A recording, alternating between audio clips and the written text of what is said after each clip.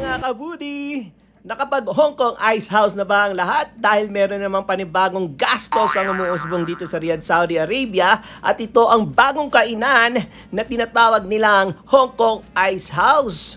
Bagong-bago ito, saktong-sakto sa isang napakainit na panahon dito sa bansang Saudi Arabia.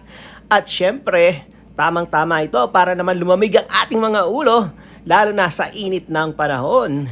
Ang daming ngang pumipila ngayon dito sa bagong pagkain na to. Actually, di siya pagkain, parang palamig, parang halo-halo, parang pinasosyal na version ng halo-halo, pero limited yung ingredients. Pinipilaan nga siya ngayon dito sa bansang Riyadh, Saudi Arabia, na kung saan, ayan, kitang-kita natin kung paano hinuhulma ang tipak na yelo at nilalagyan ng kung ano-ano mang flavor. Kaya kami ay na-curious at sinubukan kung ano ang lasa nitong Hong Kong Ice House na ito.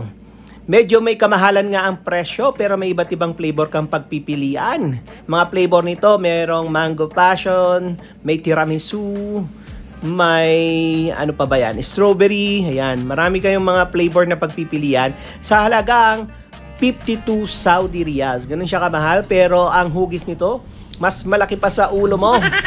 Kaya kung gusto mo siyang masubukan, pwedeng yung puntahan dito sa Riyadh at ilalagay natin ang kanilang map location sa ating comment section. Ayan, tingnan nyo guys, oh, mas malaki pa sa ulo ko yung naibili nating ice shade na to. Ayan, tara, subukan natin kung gaano kasarap ang kanilang bagong itinitinda at bagong trending na pagkain dito sa Riyadh.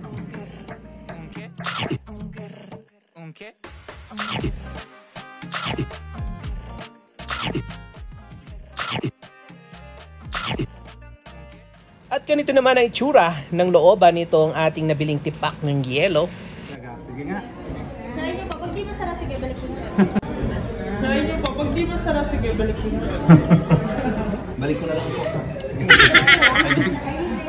Joke lang. Sarap siya guys. Yung mga matcha lover, try nyo i-order rin to. Yun po, in-order ni Martin. Matcha. Matcha. Excited na. At kitang-kita naman ang ebidensya, kailangan naming ubusin kasi sadyang napakabahad nitong bagong pagkain na to. Ito ba? Paubos na. Ito daw. Oo. Gusto ko siya. Walang kasay lang ha. Sarap.